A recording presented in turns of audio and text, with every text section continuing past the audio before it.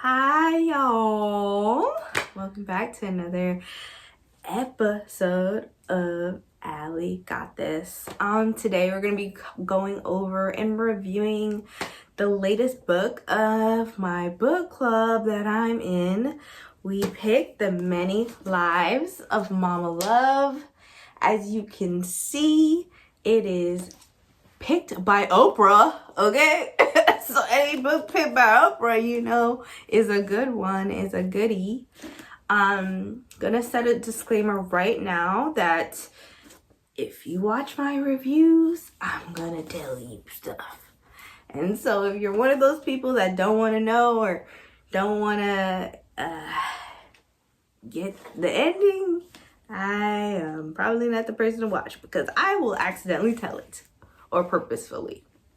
But either way, you're gonna know.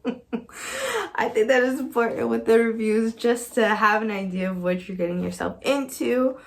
One thing about me is that when I start reading, I actually don't read the back. So Allie knows nothing about what the book is about because I like to go through the journey with the author, hear their insight, and then make a call if I like the book or not. I don't really like to have an idea. You can tell me if it's a thriller or if it's, sad, if it's a romance. I'll take that, but I really prefer not to know any details of it prior to.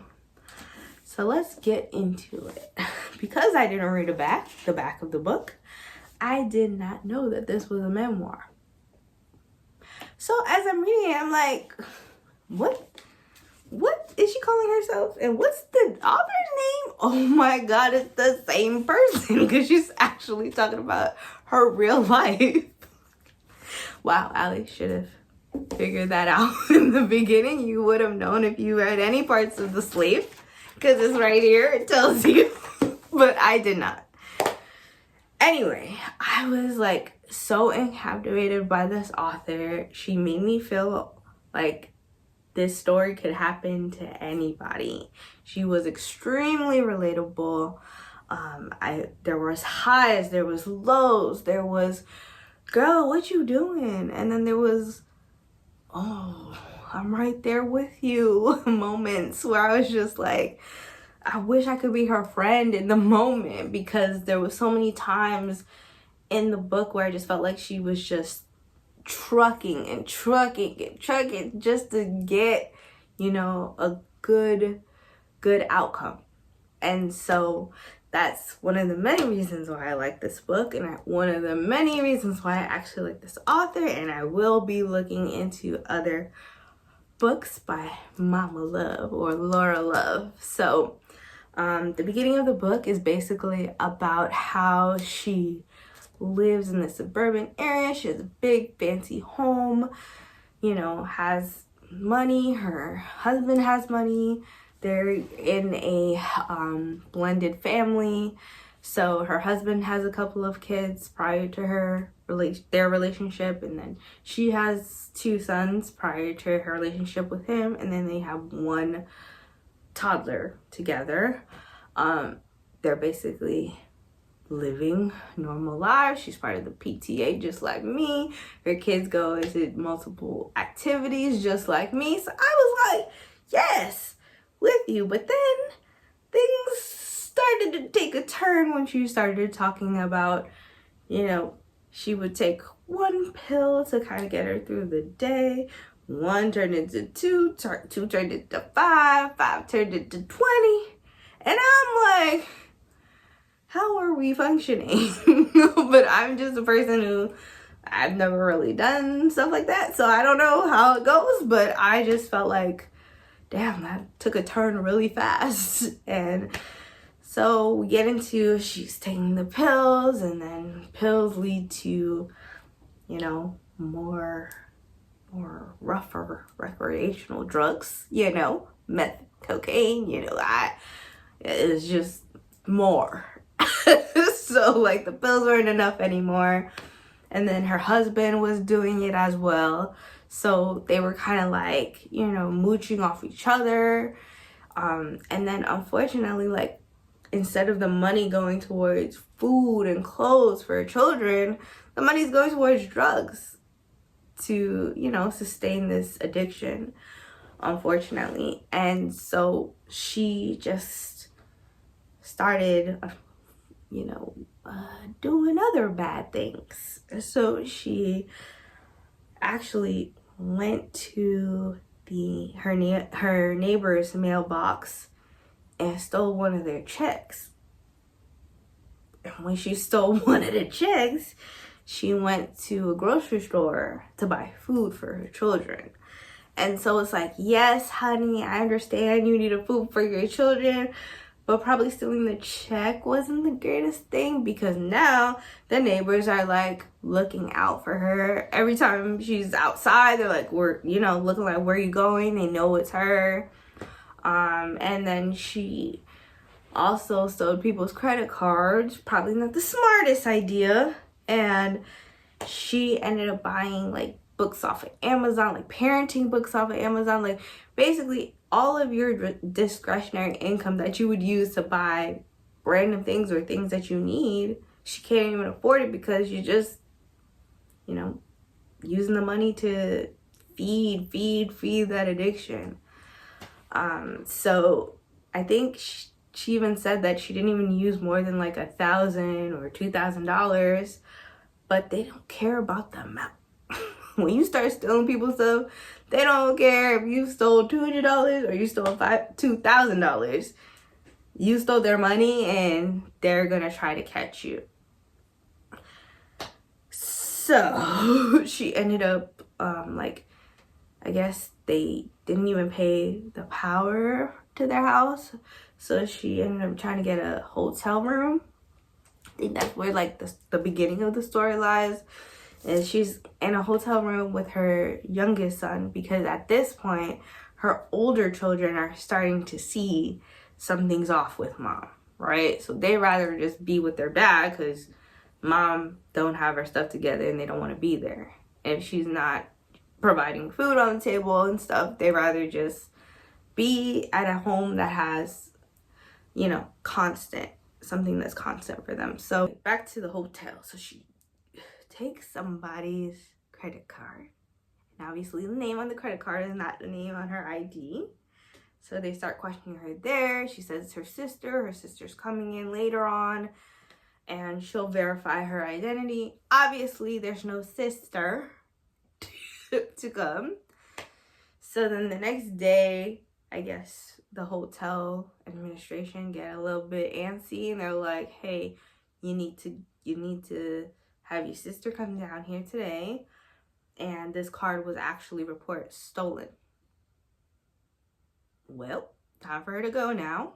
So her and her husband jump out the door, the sliding door, and with the child, and they left.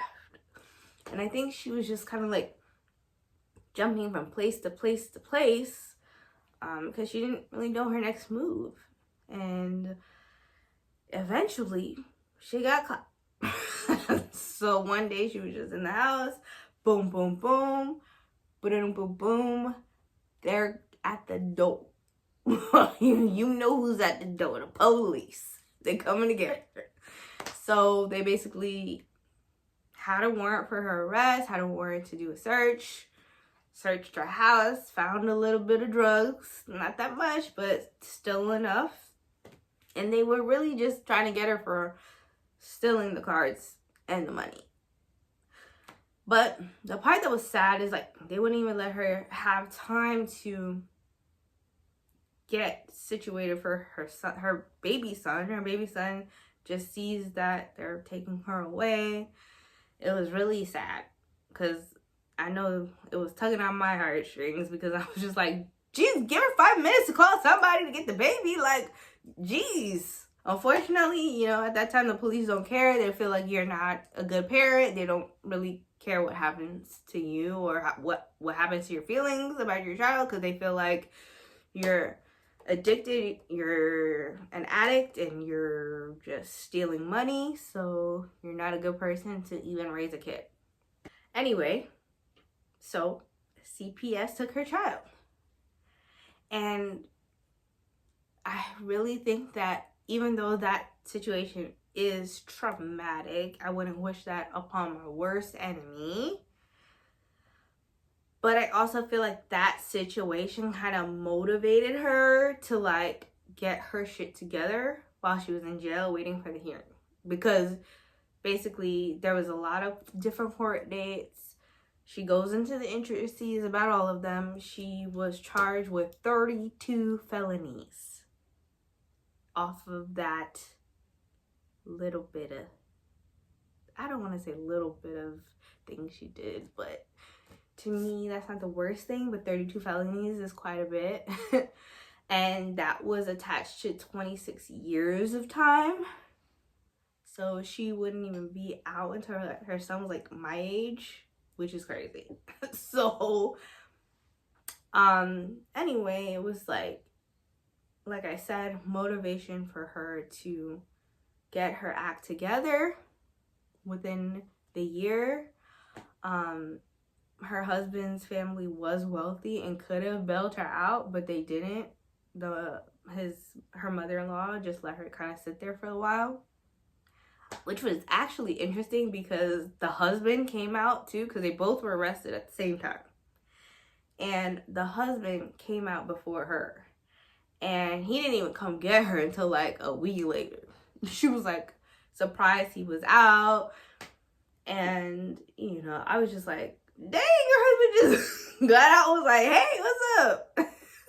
Like, finally they're out on bail, but he was still trying to be in the same mindset of getting high.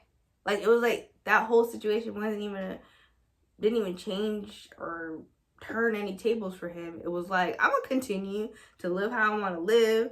And she was like, hold on, how are we gonna get our son back if you're gonna continue to do this? So I was kind of with her on that. Like, sir, get it together. We should have the same similar goal of getting our son back. So she talked about that and how she had a lawyer and he had a lawyer.